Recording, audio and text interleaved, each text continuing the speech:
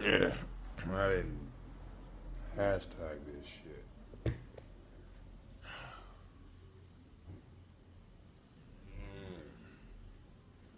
Well, Hollywood Boulevard kind of pretty much shut me down, so I'm not going to Hollywood no more. They got this bulk item fucking restriction saying that my table and my cart is blocking the public freeway. Now they say that they don't want to violate my First Amendment right. So we can still come up there as long as we don't bring the table, as long as we don't bring the chairs, and put the shit on the ground and look like some fucking smokers. That shit.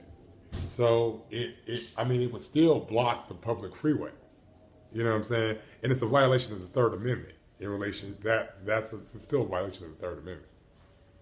So in relationship to intimidation, in relationship to the First Amendment, because they know that you're not gonna bring this shit to put it on the ground because it makes it less viable to sell. Making it eye level makes it more viable to sell. So putting it on a table. So I'm cool on it. I'll find other ways. You know what I'm saying, to get around it, whatever. I'm just thinking about my trip through fucking Lamert Park yesterday. You know what I'm saying, and that shit. And then again, I'm thinking about fucking. And it's not like I've been making bread in Hollywood, to tell y'all the God truth, nigga. I mean, it's like the economy is so fucking slow right now. People don't have extra money to spend on shit. You know, motherfuckers come to Hollywood I mean, and it's slow for everybody on Hollywood Boulevard. You know what I'm saying? The McDonald's is slower. They had to get rid of their fucking. I mean, the real economy is really being affected by Trump's shitty ass decisions. That's what happens when you put a businessman in the White House. What you need to do is put a scientist in the White House. You need to get more fucking teachers, more fucking scientists, more academics in motherfucking got into politics. All these fucking lawyers and businessmen have fucked up the fucking government. Period. You know, that's what we got. We got a bunch of lawyers and fucking, businessmen running the government, and that's why it's being run the way that it's being run. Because there's little logic being utilized in relationship. Because business doesn't really fucking take that much logic. I mean, it does. You have to be certain. You have to use a certain amount of logistics in relationship to business, but logic.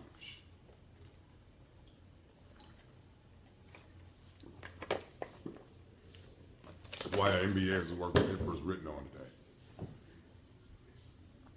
So that, and then the issue up in Oakland, where I'm hearing that the BART police ain't even releasing the fucking video of the guy who did it, and it's this need.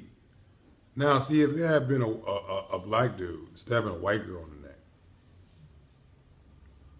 this would have been an entirely differently handled circumstance. There would already been an all-point bulletin, on that cat. And, shoot to fucking, kill if you see him. Kind of mentality by the Oakland PD and fucking San Francisco PD and so on. But, makes me want to kind of go up there. This is not going to get better. And even if it gets the appearance of better, let's look at the fucking the late 60s to early 70s, where the appearance of things got, and we always get this 10-year period. Because it's by the 80s that shit started getting fucked up again. Reagan get into office, it starts going all down. And it's not even, it's before Reagan. It's under Nixon that black folks start realizing that, all they got to do is change the players. And that's the thing. When you look at in relationship to Lincoln versus Johnson, all they had to do was change the player. All they had to do was change one player, and the whole fucking game changed for us. Lincoln had a plan for restitution for slavery and giving us some form of autonomy with 40 acres and 40 acres and a mule, and with the Freedom Bank and all these other things that Lincoln had instituted prior to his assassination. After his assassination and Johnson takes over, none of this shit is motherfucking relevant anymore. So black people got about a 10-year space in order to operate in which we show that we have the capacity to be autonomous.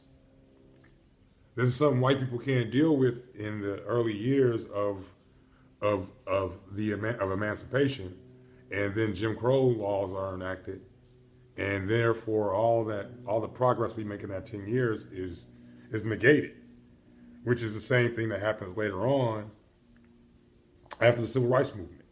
We got about 10 years of progress before all that is negated by the proliferation of drugs, white flight, redlining, and weapons in our neighborhoods. So then we got that 10 years. And then, the Clinton years, which, a lot of black people fooled themselves in, which things got better, the economy got better, and therefore the real economy got better. And because the real economy got better, black people benefited from the real economy becoming better. That Clinton left a pretty strong white middle class. And because Clinton left a strong white middle class, black people benefited from that strong white middle class. But we didn't actually really, make any progress during Clinton. We just got a lot of money trickling down, because the trickle down works in relationship to the white middle class, in relationship to the black working middle class. So we benefited from that little Clinton, but Clinton did so much as far as deregulation was concerned, and as far as mandatory sentencing and shit like that. We don't really see how much Clinton fucked us over. The first black president, Clinton, fucked us like motherfucking nobody's business, and none of us saw it. And his wife was gonna come back and do the same thing. So what we did, for voting for Hillary Clinton, or or supporting Hillary Clinton, we just took the lesser of two evils, because here comes Trump to erode. And then again, okay, let's even look at that. Let's look at the benefits that we made from Clinton, that we gained from Clinton financially. Socially, we didn't. Socially, we were devastated by Clinton. Financially, we benefited, and we benefited secondhand by Clinton. Then comes Bush, and Bush, sets up all these fucking, starts the subprime loans, and creates the housing bubble, which entirely erodes every single thing that the black community created via the fucking Clinton economic burst. So all that shit went to motherfucking nothing, because the majority of the black people that were successful during the Clinton era became displaced as a result of the Bush era. And what gains they made during fucking the 8 years of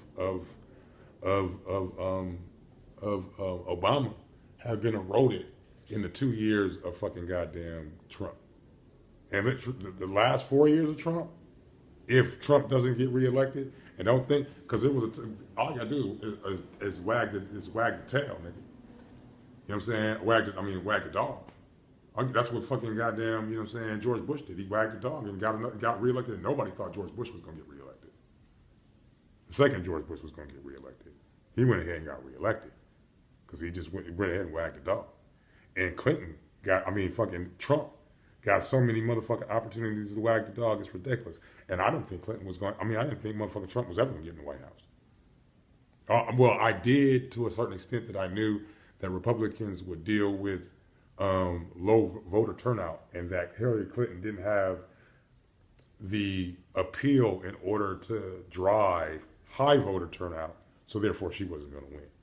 So Trump was going to win the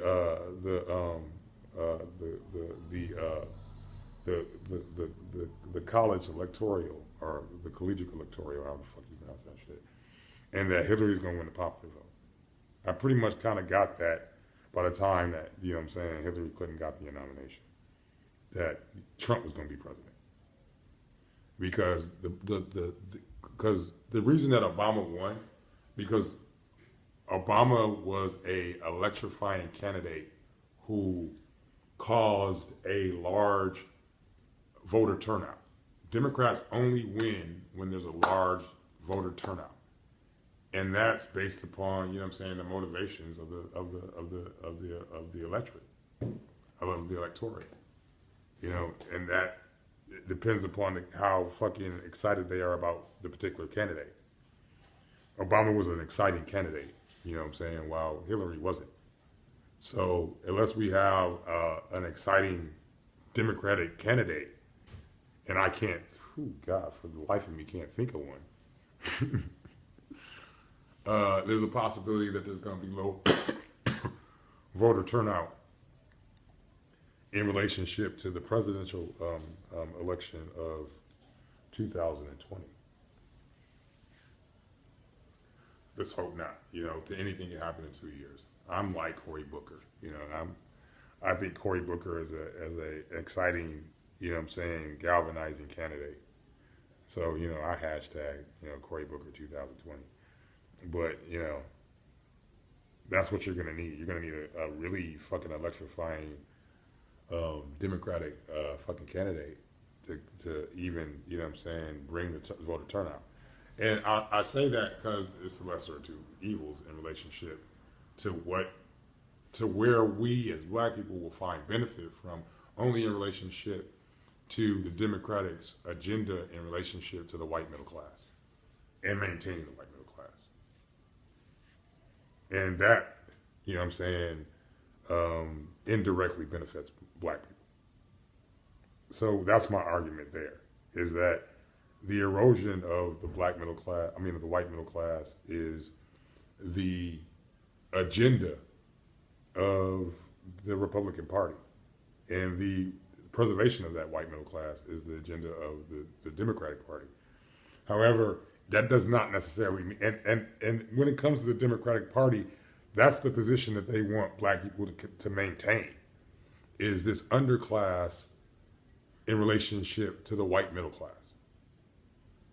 And that's not to our benefit either, but it's more beneficial. It's the lesser of two evils. So, you know, complex problems. Because I was watching this thing about, you know, Vice, that somebody posted in relationship to this woman who was going around offering, you know, drug addicts the money, cash incentives to get, you know, to become infertile, or what's the word? Fucking sterilized. There you go.